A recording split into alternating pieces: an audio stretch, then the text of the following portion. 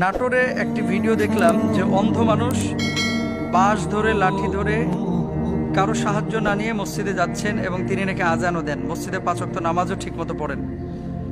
নাটোরের ভিতরে একজন হাজি মানুষ 115 বছর বয়স, 115 বছর বয়স তিনি হজ করে এসেছেন অন্ধ অবস্থায়। এই ব্যক্তিটা অন্ধ, কিন্তু অন্ধ অবস্থায় তিনি মসজিদের ভেতরে এসে 5 ওয়াক্ত সালাতের আজান দেয়। বলেন না সুবহানাল্লাহ। একজন অন্ধ মানুষ কেমন করে মসজিদের ভেতরে একা আসে, এমনকি মসজিদে এসে নামাজও পড়ায় এবং নিজ অর্থায়নে 5 শতক জমিতে তিনি মসজিদ তৈরি করেছেন। এই ব্যক্তির নাম হলো আলহাজ আব্দুর রহমান মোল্লা।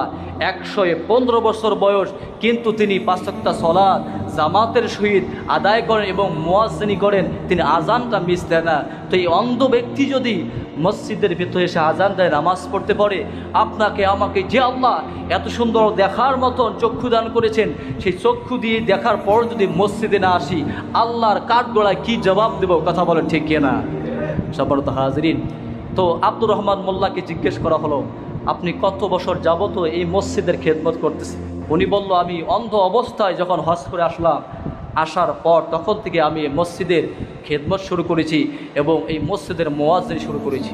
তো এনার ভিডিওটা আমি দেখলাম যে ওনার বাড়ি থেকে মসজিদ পর্যন্ত রাস্তার ভিতরে, রাস্তার পাশ দিয়ে তো গাছ থাকে না, গাছ থেকে বাঁশ থাকে, তো বাড়ি থেকে রাস্তা পর্যন্ত রশি টাঙিয়ে দিয়েছে। এই রশি ধরে ধরে এই অন্ধ হাজি সাহেব মসজিদের ভেতরে যায়। সুবহানাল্লাহ পড়বেন না?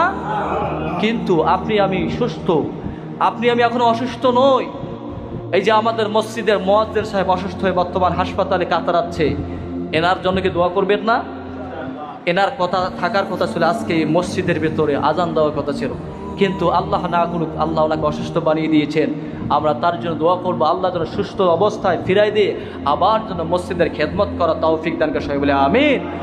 তো এই আলহাজ আব্দুর রহমান মোল্লা সাহেব তিনি মসজিদের ভিতরে রশি ধরে ধরে অন্ধ অবস্থায় যদি 5 ওয়াক্ত সালাতের আজান দিতে পারে, যে আল্লাহ আপনাকে আমাকে এত সুন্দর দেখার মতন চক্ষু দান করেছে, কথা বলার জন্য জিহ্বা দান করেছেন, সুস্থতা নিয়ামত দিয়েছেন, তারপরেও যদি মসজিদে না আসেন, আপনি মুসলমান নন, আপনি অমুসলিম। কথা বলেন ঠিক কিনা?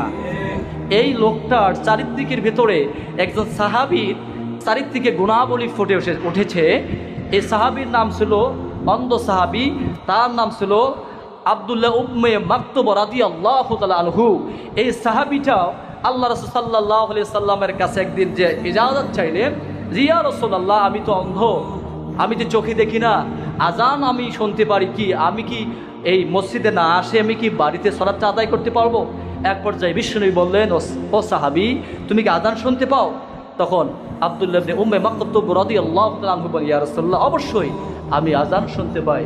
আল্লাহর হাবিব বললেন যে আজান যদি শুনতে পাও, আজানের জবাব দিয়ে তুমি মসজিদে এসে সালাত আদায় করে। বলেন না সুবহানাল্লাহ। এক পর্যায়ে আব্দুল্লাহ ইবনে উম্মে মাকতুব রাদিয়াল্লাহু তাআলা আনহু নামাজ সেদিন থেকে আর মসজিদে মিস করে নাই। এরপরে যেদিন থেকে তিনি মসজিদের মুয়াজ্জিন নিযুক্ত হলেন, যেদিন থেকে রাসূলের কাছ থেকে ইজাজত পেলেন না মসজিদে নামাজ না পড়ার, এক পর্যায়ে বিশ্বনবীদের কথা মতন সেদিন রাস্তা থেকে শুরু করে, বাড়ি থেকে শুরু করে মসজিদের ভিতরে রশি টাঙ্গাইয়ে দিলেন। রশি ধরে ধরে মসজিদের ভিতরে সে সালাত আদায় করে। সুবহানাল্লাহ। এই সাহাবীর সঙ্গে এই যে নাটোরের ব্যক্তি আব্দুর রহমান মোল্লার পুরো চারিত্রিকটা একদম মিলে যাচ্ছে। তো এই লোকের জন্য আমরা দোয়া করি, আল্লাহ পাক যেন তাকে সুস্থতা নিয়ামত দিয়ে দুনিয়া থেকে আখিরাতের জিন্দেগি যে আল্লাহ নিয়ে নেয়, সবাই করি আমিন। এবং আপনাদেরকে উদারত আহ্বান জানাচ্ছি, অনুরোধ করতেছি, এই অন্ধ ব্যক্তি যদি মসজিদে এসে সালাত আদায় করে আজান দিতে পারে, যে আল্লাহ আপনাকে আমাকে চক্ষু দান করে সুস্থতা নিয়ামত দিয়েছেন, আমরা কি মসজিদে এসে সালাত আদায় করতে পারবো না? ইনশাআল্লাহ বলেন না ইনশাআল্লাহ? আল্লাহ পাক আমাদের সবাইকে সালাত জামাতের সাথে পড়ার তৌফিক দান করুন, সবাই বলে আমিন। ওয়া আখিরুল হামদ।